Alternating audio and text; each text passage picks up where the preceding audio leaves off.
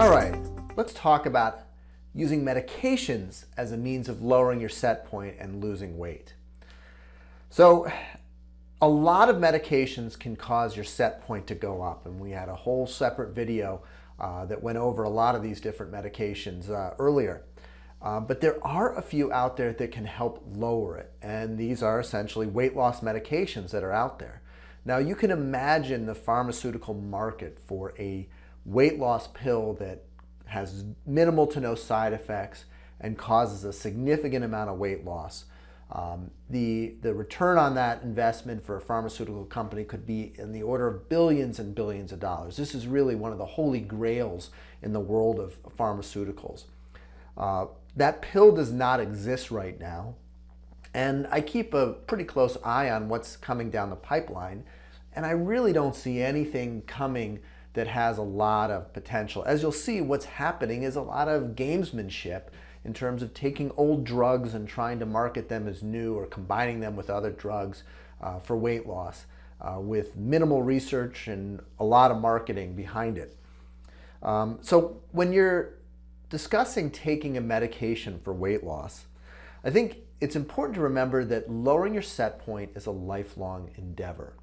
And any medication you take theoretically would need to be taken for a very long period of time. And signing up to take a medication for a long period of time is really a significant decision and one that you shouldn't take lightly. Another thing that's important about weight loss medications is that the durability of the weight loss and the amount of weight loss varies a lot from person to person.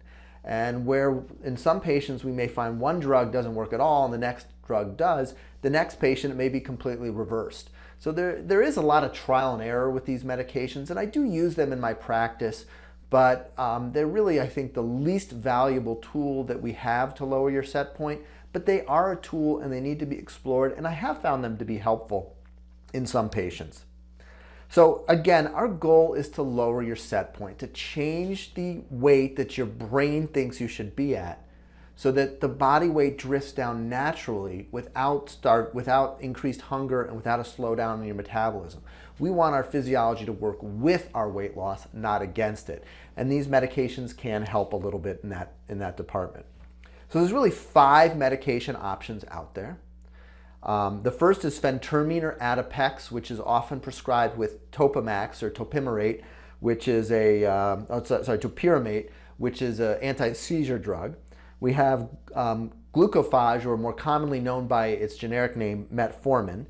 We have Contrave, which is a combination of Wellbutrin, also known as bupropion, and naltrexone. And then there's Belveek and Sexenda. And of these drugs, the only really new drug is Belveek. That's the only one that has actually been developed recently and been FDA approved recently. Everything else has been approved decades ago and is often just kind of repurposed or rebranded as a weight loss medication.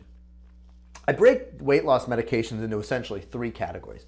The first is as an appetite suppressant, and that would include Phentermine and Belveek. The second would be glucose metabolism, which would be metformin and Sexenda. And finally, behavioral, which would be Contrave. And I'll kind of explain these in detail as we go. So let's first start by talking about Phentermine or Adipex. This is probably the drug I use the most commonly in my practice because it works on the most number of patients. This drug has been around since 1959. And for me, when I look at surgeries, when I look at medications and treatments, old is good. It's better than new. There are many, many new things that come along in medicine that never become established treatments. And when you see something that is still around 60 years later, that says that this is a relatively safe medication. At that point, it's typically inexpensive and it has some efficacy. So again, it's very tempting to look for this newest and latest thing in medicine. But for me, for my family, for my patients, I look for the old faithfuls, the ones that have been around for a long time, and Adipex certainly meets that criteria. It works as both a stimulant to increase your metabolism as well as an appetite suppressant. Essentially, it's a set point lowering medication. It decreases your hunger and increases your metabolism. Typically, the pills sold in a dose of 37.5 milligrams. And at that dose, there are a lot of symptoms associated with it, a lot of side effects, a lot of heart palpitations, nervousness and agitation, even anxiety, difficulty sleeping. I have a lot of patients tell me that at the full dose of Adipex, they find themselves cleaning their kitchen at 3 a.m. That's certainly not something that anyone really should have to experience. I almost never prescribe Adipex at the full dose and always prescribe at least half the dose, and occasionally I'll have patients cut the pills in quarters. And with some creative dosing strategies, and by bringing down the dose, you can actually keep patients on this medication for a longer time. Typically at the full dose, you're supposed to cycle the medicine, being on it for 6 weeks or so, and then taking a break before starting it again. To me, is understanding how our set point works and how this has to be a long-term and durable therapy. I'm not sure I agree with that dosing strategy. So I typically dose it lower and keep it on longer. We often combine it with Topamax, which is an anti-seizure medicine. In truth, I see less tolerance of the Topamax than I do of the Adipex in my practice. A lot of patients will say the Topamax makes them a little spacey and may not be able to perform their job duties as well as they'd like. In general, it's a medicine that people enjoy being on less. The Phentermine at the low dose typically causes minimal to no side effects, or if you do, it's usually only for a few days and then they'll go away. And like all medications that I'm going to talk about, the results vary, where I have some patients who really lose a ton of weight on it and other patients who don't lose any weight on it at all. It's incredibly inexpensive. One of the downsides of Phentermine is that tolerance increases over time. So the first time you take the medication, you may have a good weight loss result. The second time, not as good. The third time, you might not lose any weight at all. So if you use this medicine for a long period of time, eventually you become tolerant to it and the weight loss effects kind of are minimized. So it's a great drug. I find this drug really is very helpful in a few different situations. The first is if someone comes in and says, hey, listen, I've got this wedding coming up or this event and I really want to lose 10 pounds for it. Can you help me out? Phentermine's a great thing. I don't necessarily recommend that strategy. There's a lot of reasons why it's not a great idea. But there are people out there who certainly that's very important to them. And you know, if you understand the risks, it's your life and your body. And I'll work with patients to help them achieve that. I also find that after weight loss surgery, getting those last 10 pounds off can sometimes be achieved with Phentermine. As we're kind of just on the tail end of the weight loss, we may be able to squeeze out a few extra pounds. And I find that if patients are able to really exercise at their max capacity and have an excellent diet, that sometimes we can get an extra 10 pounds out of them, you know, even if they haven't had weight loss surgery, just if their primary goal is weight loss. If we've maximized nutritional changes, if we've maximized exercise, that we can add the Phentermine in and get those last few pounds off. But I never use it as a first-line treatment. It's always first to make the nutritional changes and maximize the exercise, and then when we see the weight loss plateau, that's when we add the Phentermine. And that's really true for most medications, with a few exceptions as I'll go over. But in general, this is the third line of treatment. It's nutrition first, exercise second, finally medications. Metformin, also known as glucophage, is a diabetes medicine. This was discovered in 1922. Again, old is good. It was first introduced in France in the 50s and in the US in the 90s. It's on the World Health Organization's list of essential medications. It is dirt cheap. There are several pharmacies around town in Detroit who actually give it out for free. And it's a medication that can be very useful for treating early onset or early stage diabetes, polycystic ovarian syndrome, and also can be very helpful for weight loss. The major side effects here are GI, a lot of abdominal discomfort and diarrhea, and to some degree, we almost look at that side effect as a desired treatment. And what I'll work with patients who are on using metformin for weight loss is we'll almost try to kind of butt up right against those symptoms and dose it to the point where they're just shy of having these significant symptoms where they're interfering with their lifestyle, but it may just kind of generate a little bit of queasiness and a little bit of dyspepsia is kind of the medical world, or just an upset stomach. It's very mild and almost not noticeable, except for the fact that it does decrease your appetite a little bit and make you less likely to indulge in more processed and calorie-rich foods. And so sometimes with a gentle dosing strategy, we can see 10, 15 pounds of weight loss with this medication.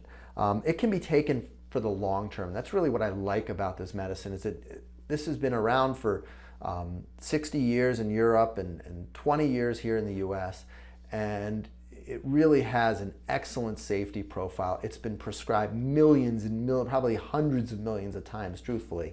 And we really haven't identified any major issues with this drug. So for me, the safety of this drug is really unparalleled, and that if we're gonna be on a medication long term, this is probably the one to be on. The weight loss effects are relatively modest, but in some people, I'll see some good response. Where I really like to use this medicine, where I think they find the most valuable role, is that in patients who are on some of the medications we've talked about in the previous video that cause set point elevation and cause your weight to go up, that by adding metformin, you can sometimes counteract the weight gain from these medications. And that, to me, is probably the most useful tool for that. And I use it relatively frequently in my practice when I'm faced with, say, a bipolar patient who has essentially maximized their bipolar medication regimen to keep their weight loss to a minimum, and they're stable, and the psychiatrist and the patient and me as well don't want to make any changes. By adding metformin, we may be able to prevent the weight gain that we often see with these medications. The next medication is called Contrave. That's the trade name. The generic names are bupropion or Wellbutrin and naltrexone. And Wellbutrin is an antidepressant, and naltrexone is actually the long-acting pill version of what's called Narcan. Narcan is what EMS workers use if they come across someone who is overdosed on opioids, heroin, or prescription drugs, and it essentially blocks the effects of morphine and other opioids on our body, so that the Narcan will almost wake people up immediately, and it can save someone from an overdose. Naltrexone essentially works in the same way, but at a much lower level and a much slower rate. If you were trying to treat someone with an overdose, you wouldn't want to give them a pill because it takes hours to set in. But what we find is that by blocking some of the opioid or really pleasure receptors in your brain, it can help take some of the pleasure out of food. Naltrexone alone doesn't really cause a lot of weight loss, but when mixed with Wellbutrin, there's a small group, about 10 or 20% of people, who will have some pretty decent weight loss, maybe 20 pounds. I typically will use this in patients who struggle with food addiction as a means to kind of bridge them off of these foods that they're struggling to avoid. And if we can keep you on this medication for 3 or 4 months, then after 3 or 4 months, if you're able to avoid them, then the cravings decrease, and you essentially have broken yourself of that addiction. And I find it when I'm working with people who just say, I just can't stop eating this food or drinking this sugar-sweetened beverage, and it's something that I'm really struggling with. Sometimes this medication can be helpful because it essentially takes the pleasure out of that food, and that can break the habit. I mean, a habit is really a behavior and a reward. And when we administer these medications, then the reward is essentially blocked, and it's helpful for breaking some of these difficult habits. It can be taken long term, and the one risk of this is severe depression or suicidal thoughts. And so I always make sure that I warn patients that if you start this medication and start having some suicidal thoughts or start seeing worsening depression, it's the medication. Let's get off this right away. And that is absolutely one of the things that we worry about the most. It's on the package insert. I haven't seen it personally, but it is certainly something to be aware of. Contrave, I think, is really an example of a pharmaceutical company taking advantage of our prescribing rules and laws and the financial gain that you can get from a medication, because these are not new medications. Wellbutrin has been around since 1969, and naltrexone since 1965. It's been used for decades at this point. And you know, there were a few studies out there that showed in combination these drugs may cause some weight loss. And so they put it together in a pill. They marketed it as a weight loss drug, but there was no real research involved in this.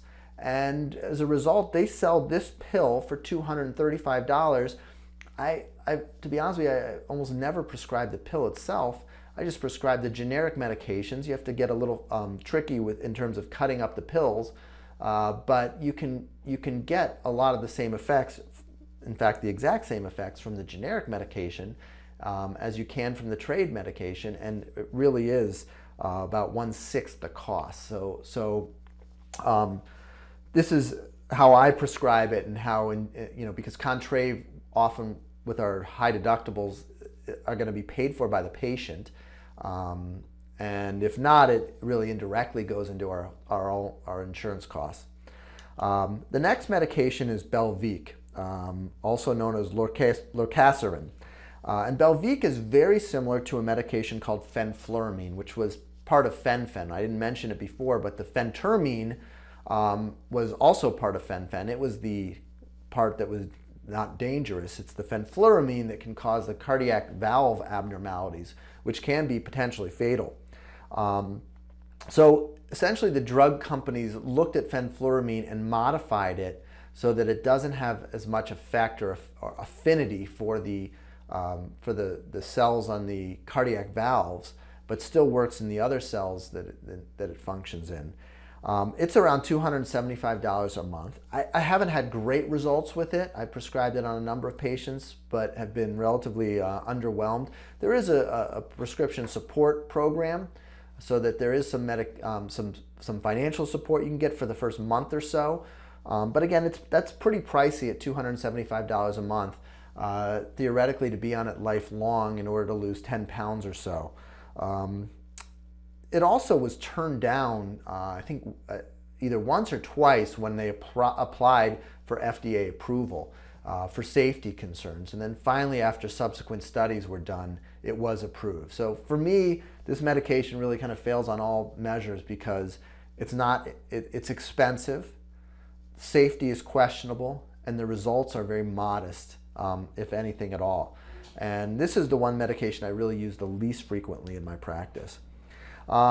Another medication that has essentially been rebranded as a weight loss medicine is Sexenda, also known as liraglutide, which is more commonly known as Victoza, which is a diabetes medicine. Now, Victoza is typically dosed lower than the Sexenda, but essentially it is the same drug. The major issues with this are side effects as well, and are GI side effects in terms of abdominal discomfort and diarrhea. It's extremely expensive, over $1,000 a month, but it is effective. It's probably the most effective weight loss medicine of the group, and it's around, on average, you can see 20 or 25 pounds of weight loss in some of these patients. It's a great choice for patients who already have diabetes. What I'll often do in patients who have diabetes is kind of look at the regimen and see if there's a way that we could transition them to Victoza and increase the dose. And then we can get this covered fully by the insurance company as a diabetes medicine as opposed to a weight loss medicine. And it really meets both goals.